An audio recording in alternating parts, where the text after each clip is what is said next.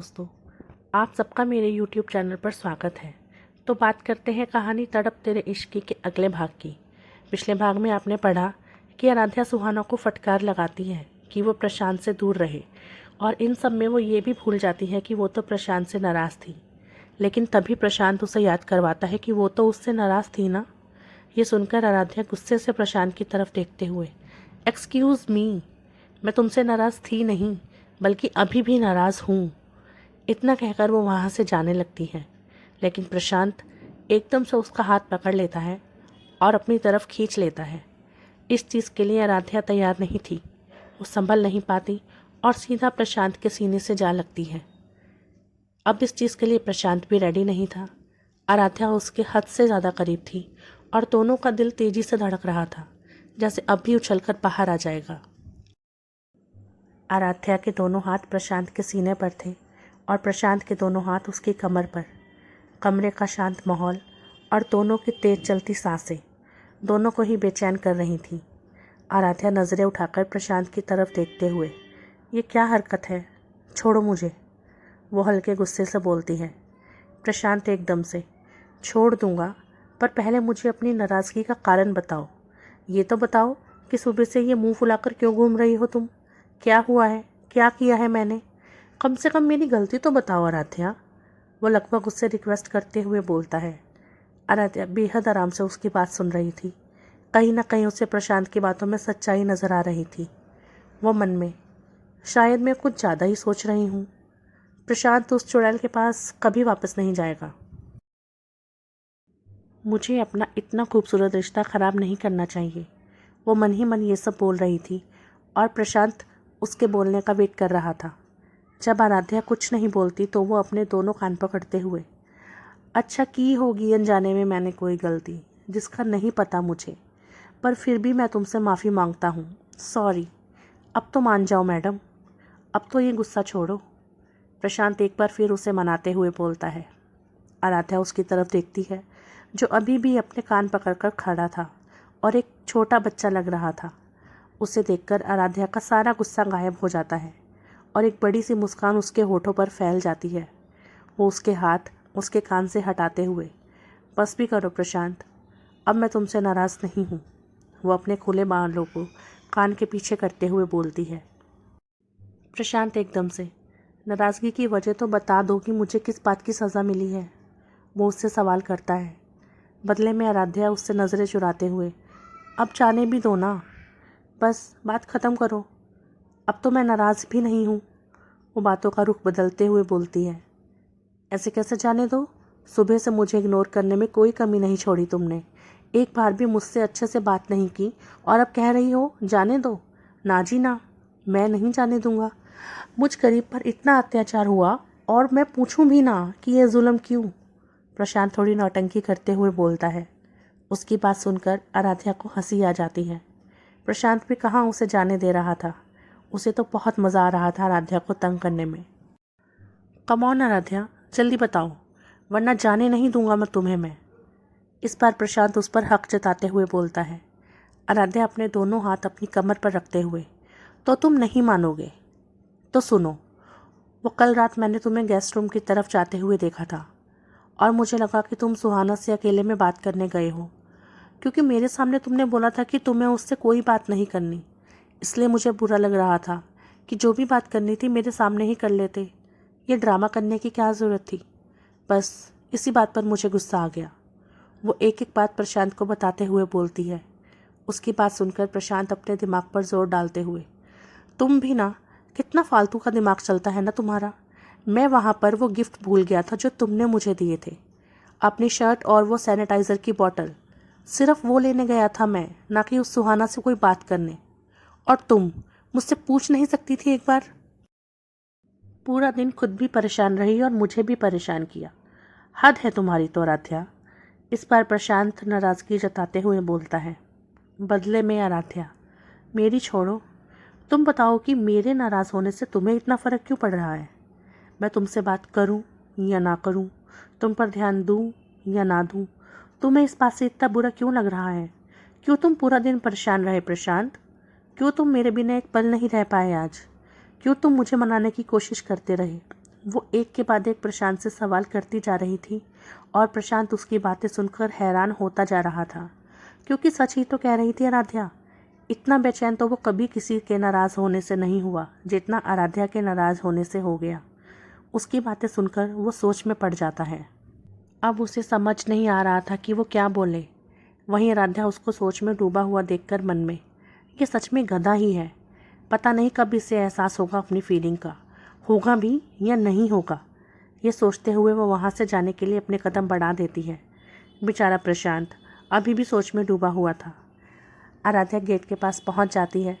जाते जाते वो पीछे मुड़कर प्रशांत की तरफ देखते हुए, मेरी बातों पर गौर ज़रूर करना मिस्टर सैनिटाइज़र, शायद आपको आपके सवालों का जवाब मिल जाए। इतना कहकर वो मंद मंद मुस्कुराती हुई वहाँ से चली जाती है और एक बार फिर प्रशांत को उलझा जाती है। यार ये लड़की कहना क्या चाहती है, कभी कभी ना ये बिल्कुल मेरी समझ। वो अभी बोल ही रहा था कि तभी उसे एहसास होता है कि आराध्या क्या बोल कर गई है। उसकी बातों पर गौर करते हुए वो कड़ी से कड़ी मिलाता है। सबसे पहले तो आराध्या को गलतफहमी होना कि वो सुहाना से बात करने गया है, उसके बाद उसका नाराज़ होना, प्रशांत से झगड़ा करना और फिर सुहाना को उसके कमरे में देखकर उसका हाइपर होना, प्रशांत पर हक जताना, ये कहना कि वो उसका मंगेतर है, सुहाना को धमकाना, हर वो चीज़ जो आराध्या ने की थी। एकदम से उसका दिमाग ठनकता है, कहीं वो मुझसे हाँ, प्यार करने लगी है वो मुझसे। तभी तो उसे सुहाना का मेरी ज़िंदगी में आना इतना बुरा लग रहा है। तभी तो वो मुझसे नाराज़ थी और मुझे इग्नोर कर रही थी। ये प्यार ही तो है। उसके बाद वो खुद पर आता है और अपने लिए भी वो शुरू से हर एक चीज़ सोचता है जो उसने आज सुबह से की थी। उसका आराध्या से बात ना हो पाना, फिर उसका बेचैन होना, किसी काम में मन नहीं लगना, हर वक्त हर पल बस आराध्या आराध्या और आराध्या, बस उसी के बारे में सोचना। वो आराध्या के बारे में सोच ही रहा था कि एकदम से उसका दिल जोर से धड़क उठता है, जैसे कि अभी उछलकर बाहर आ जाएगा। वो तुरंत अपने दिल पर हाथ रख लेता है और अपने धड़कते दिल को थामते हुए, मतलब मुझे भी उससे प्यार? वो खुद से ही सवाल करता है, पर अगले ही पल वो पूरी तरह अपने जज्बातों को समझते हुए, हाँ मुझे भी, ये प्यार ही तो है जो मैं उसके बिना एक पल नहीं रह पाया। तभी तो उसकी नाराज़गी मुझे अंदर तक तोड़ गई, जैसे मुझ में सांस ही ना हो। हाँ यही तो प्यार है, यही सच्चा प्यार है। ओ माय गॉड, मुझे कभी लगा ही नहीं था कि मुझे इस खुराफाती लड़की से प्यार हो जाएगा। तभी ये सुबह से मुंह फुलाकर घूम रही थी, तभी ये मुझे इस तरह बोल कर गई कि मेरी बातों पर गौर करना। ओ गॉड, कितना बड़ा गधा हूँ मैं। वो मेरे बारे में क्या सोच रही होगी कि कैसा बेवकूफ़ है ये लड़का। लड़की खुला जता रही है कि वो मुझे पसंद करती है और मैं बेवकूफ़ को समझ ही नहीं पाया। शिट यार, पता नहीं वो क्या क्या सोच रही होगी मेरे बारे में। प्रशांत अपने कपड़े पहनता हुआ बोलता जा रहा था। उसके बाद वो नीचे चला जाता है डिनर करने के लिए। शकुंतला और सैम नीचे ही थे। डाइनिंग टेबल पर बैठे वो प्रशांत और आराध्या का इंतज़ार कर रहे थे। प्रशांत भी जाकर डिनर करने के लिए बैठ जाता है, बस आराध्या अभी तक नहीं आई थी। प्रशांत के दिल में घंटियां बज रही थी जब से उसे अपने प्यार का एहसास हुआ था। तब से वो एक अलग ही दुनिया में था, एक खूबसूरत सी दुनिया जिसमें उसे सब कुछ अच्छा लग रहा था। हाँ, लेकिन आज जिस तरीके से आराध्या को जलन हुई सुहाना के उसके कमरे में आने से, उसके आसपास होने से, वो प्रशांत को बहुत अच्छा लगा। आराध्या का वो रूप तो प्रशांत को इतना पसंद आया कि वो उसे बार बार देखना चाहता था। इसलिए उसने सोच लिया था कि वो अभी आराध्या से अपने दिल की बात नहीं कहेगा। अभी वो देखना चाहता था कि आराध्या उसे पाने के लिए क्या क्या कर सकती है, किस हद तक जा सकती है। फिलहाल के लिए वो सिर्फ तंग करने वाला था आराध्या को, और इस काम के लिए सुहाना तो थी ही घर पर। जाने अनजाने में इस काम में वो उसकी मदद कर सकती थी। प्रशांत की नज़रें बार बार आराध्या के कमरे की तरफ जा रही थी कि अब भी आराध्या बाहर आएगी, अब भी वो बाहर आएगी। और एक आराध्या थी जो बाहर आने का नाम ही नहीं ले रही थी। सैम और शकुंतला दोनों ही मंद मंद मुस्कुराते हुए एक दूसरे की तरफ देख रहे थे, तो कभी प्रशांत की तरफ देख रहे थे। वो सब समझ रहे थे कि बिना आराध्या के वो खाना छुएगा भी नहीं। ठीक उसी वक्त आराध्या बाहर आती है। उसने लूज सी टी शर्ट और लोअर पहना हुआ था जो कि पिंक कलर का था और उस पर बहुत जच रहा था। अपने बालों को ऊपर की तरफ फोल्ड करके ऐसे ही बेपरवाही से उसने बांध रखा था, जिससे बालों की कुछ लटें उसके चेहरे पर गिर रही थी। जिनमें वो और भी खूबसूरत लग रही थी। बिल्कुल सिंपल, सादगी से भरी हुई वो एक एक कदम चली आ रही थी और सीधा प्रशांत के दिल में उतरती जा रही थी। प्रशांत तो बस उसे एकटक देखे जा रहा था। उसे ये भी होश नहीं था कि वहाँ पर सैम और शकुंतला भी हैं, जबकि आराध्या। प्रशांत का इस तरह देखना उसे शर्माने पर मजबूर कर रहा था। उसकी नज़रें ऊपर ही नहीं हो रही थी और प्रशांत की नज़रें थीं जो उस पर से हटने का नाम ही नहीं ले रही थी। आखिर शकुंतला जी अपना गला साफ करने का नाटक करती हैं, जिससे प्रशांत होश में आता है और अपनी हरकत पर वो झेप जाता है। वो तुरंत अपनी गर्दन झुका लेता है, जैसे उसकी कोई चोरी पकड़ी गई हो। उसकी हालत पर सबको हंसी आ रही थी। आराध्या भी डिनर करने के लिए बैठ जाती है। बस एक सुहाना थी जो गेस्ट रूम में बैठी हुई थी। दीनू के हाथ शकुंतला ने उसके लिए खाना पहले ही भिजवा दिया था, क्योंकि वो उसका चेहरा देखना नहीं चाहती थी। सुहाना बैठी ज़रूर अंदर थी, लेकिन उसके कान बाहर ही लगे हुए थे। कैसे भी करके उसे प्रशांत के कमरे तक पहुंचना था, उसके पेपर्स को देखना था। बस वो इसी चक्कर में लगी हुई थी। गेस्ट रूम में बैठी हुई वो फ़ोन पर अपने बॉयफ्रेंड से बात कर रही थी कि आज एक बहुत अच्छा मौका उसके हाथ से निकल गया, वरना आज ही वो प्रशांत के सभी ज़रूरी कागजात देख लेती। दूसरी तरफ से उसका बॉयफ्रेंड उस पर चिल्ला रहा था, एक काम नहीं होता तुमसे, इतने दिन हो गए तुम्हें, आखिर तुम कर क्या रही हो?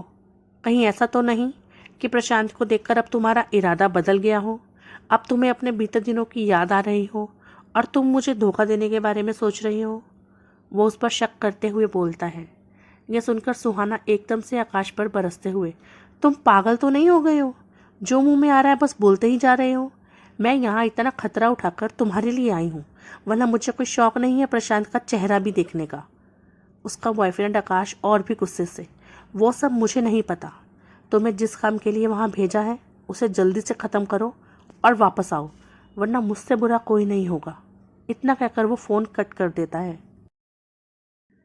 उसकी बातें सुनकर सुहाना पूरी गुस्से से भर जाती है। वो फ़ोन वहीं बिस्तर पर पटकते हुए, ये सब उस स्टूपिड लड़की की वजह से हुआ है। ना वो मेरे पीछे आती और ना इतना ड्रामा होता, और मैं आज ही प्रशांत के कमरे की छानबीन कर लेती। इसके बाद वो कुछ गहरा सोचते हुए, नहीं, मैं ऐसे हाथ पर हाथ रखकर तो नहीं बैठ सकती, कुछ तो करना पड़ेगा। जब तक ये लड़की प्रशांत के आसपास रहेगी तब तक मैं अपना काम पूरा तो नहीं कर सकती। सबसे पहले तो मुझे इसे रास्ते से हटाना होगा। बेहद गुस्से से बोल रही थी सुहाना ये सब। तो अब क्या करेगी सुहाना? कहीं वो राध्या को कोई नुकसान ना पहुंचा दे। ये सब तो आपको आने वाले भागों में पता चलेगा, और जिसके लिए आपको क्या करना है, वीडियो को लाइक करना है, कमेंट करना है, और जिन लोगों ने मेरे चैनल को सब्सक्राइब नहीं किया है प्लीज़ प्लीज़ प्लीज़ जल्दी से सब्सक्राइब कर लीजिए, ताकि मैं इस कहानी के भी भाग जल्दी से आपको दे सकूं और इसके बाद एक नई कहानी भी शुरू कर सकूं। प्लीज़ इस हम्बल रिक्वेस्ट, चैनल को सब्सक्राइब कर लीजिए। तब तक के लिए शुक्रिया।